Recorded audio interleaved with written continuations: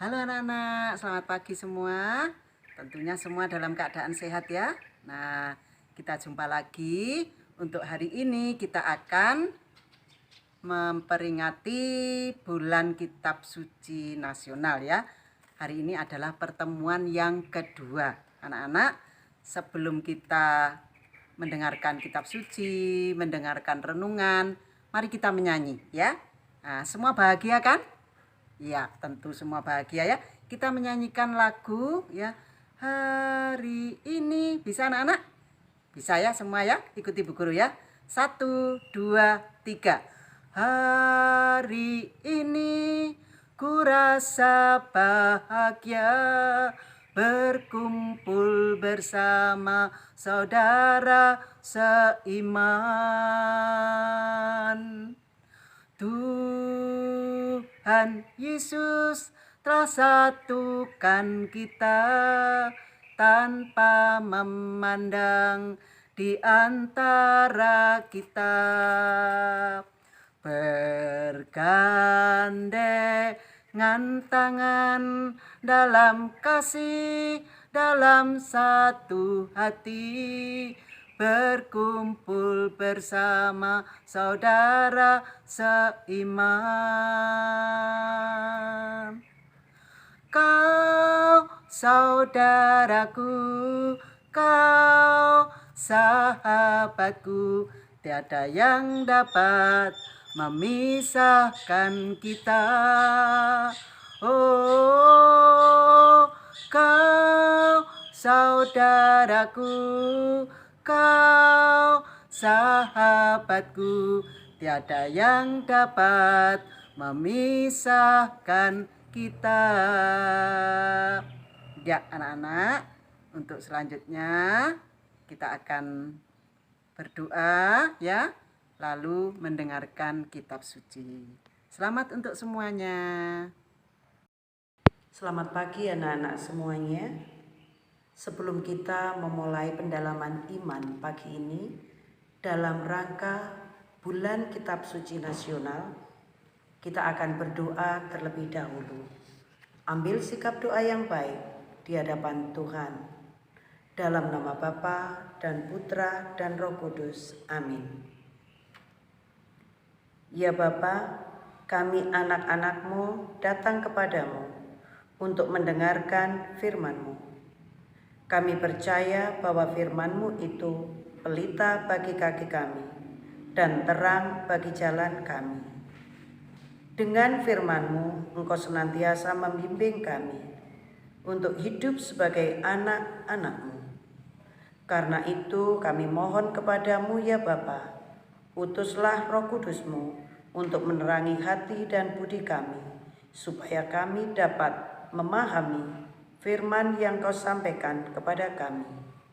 Demi Kristus Tuhan dan pengantara kami. Amin. Dalam nama Bapa dan Putra dan Roh Kudus. Amin. Inilah Injil Yesus Kristus menurut Santo Yohanes. Terpujilah Kristus. Ketika Yesus melihat Maria menangis dan juga orang-orang Yahudi yang datang bersama-sama dia, maka masuklah hatinya. Ia sangat terharu dan berkata, "Di manakah dia kamu baringkan?" Jawab mereka, "Tuhan, marilah dan lihatlah." Maka menangislah Yesus. Kata orang-orang Yahudi, "Lihatlah betapa kasihnya kepadanya." Tetapi beberapa orang di antaranya berkata, "Ia yang memelekkan mata orang buta, tidak sanggupkah ia bertindak sehingga orang ini tidak mati?" Maka maskulah pula hati Yesus. Lalu ia pergi ke kubur itu. Kubur itu adalah sebuah gua yang ditutup dengan batu. Kata Yesus, "Angkat batu itu." Marta, saudara orang yang meninggal itu, berkata kepadanya, "Tuhan, ia sudah berbau, sebab sudah 4 hari ia mati. Jawab Yesus, bukankah sudah kukatakan kepadamu, jikalau engkau percaya, engkau akan melihat kemuliaan Allah. Maka mereka mengangkat batu itu. Lalu Yesus menengadah ke atas dan berkata, Bapa, aku mengucap syukur kepadamu, karena engkau telah mendengarkan aku. Aku tahu bahwa engkau selalu mendengarkan aku. Tetapi oleh karena orang banyak yang berdiri di sini mengelilingi aku mengatakannya, supaya mereka percaya bahwa engkaulah yang telah mengutus aku. Dan sesudah berkata demikian, berserulah ia dengan suara keras, Lazarus, marilah keluar. Orang yang telah mati itu datang keluar, kaki dan tangannya masih terikat dengan kain kapan, dan mukanya tertutup dengan kain peluh. Kata Yesus kepada mereka, bukalah kain-kain itu dan biarkan ia pergi. Banyak di antara orang-orang Yahudi yang datang melawat Maria dan menyaksikan sendiri apa yang telah dibuat Yesus, percaya kepadanya. Demikianlah sabda Tuhan. Terpujilah Kristus. Halo anak-anak semuanya, selamat pagi. Bagaimana semuanya? Sehat-sehat? Sehat-sehat semuanya? Baik, puji Tuhan. Baik, aku harap demikian semuanya sehat selalu. Anak-anak sudah mendengarkan sabda Tuhan kan? Sabda Tuhan yang kita dengarkan hari ini tentang Yesus yang membangkitkan Lazarus. Ngomong-ngomong mengenai kebangkitan anak-anak.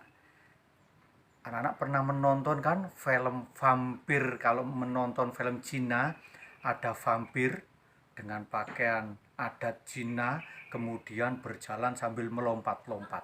Pernah tahu kan? Pasti pernah tahu. Bagaimana? Ngeri kan ya?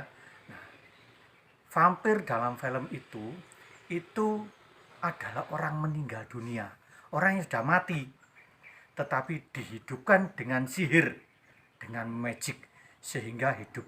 Tetapi ya tetap jiwanya tidak ada, dia mati. Jadi dia menjadi semacam hantu atau iblis. Nah, bagaimana dengan cerita Yesus membangkitkan Lazarus?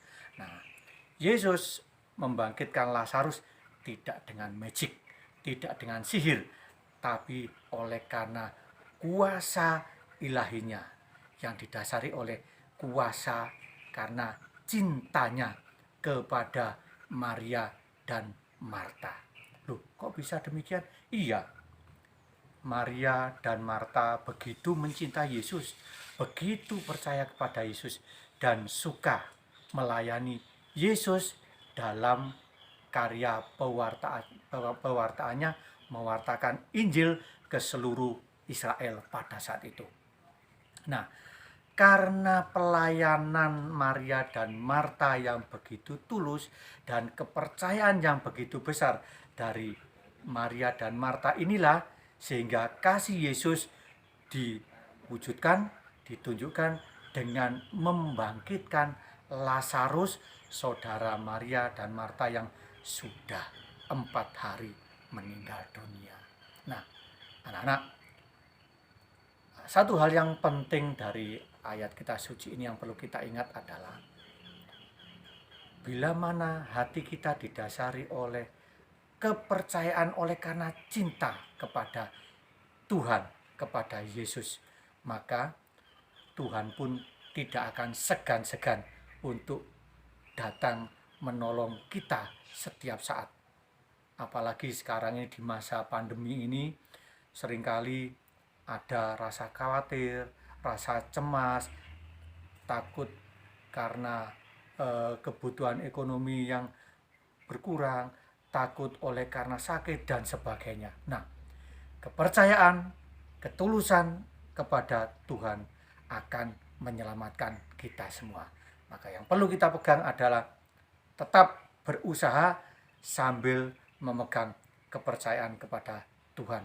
Bagaimana memelihara kepercayaan itu?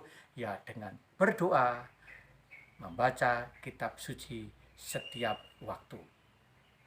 Demikian anak-anak, semoga pada bulan kitab suci nasional ini kita semakin diingatkan, semakin rajin, semakin tekun untuk membaca kitab suci, merenungkan sabdanya, mengamalkan sabdanya, serta rajin berdoa.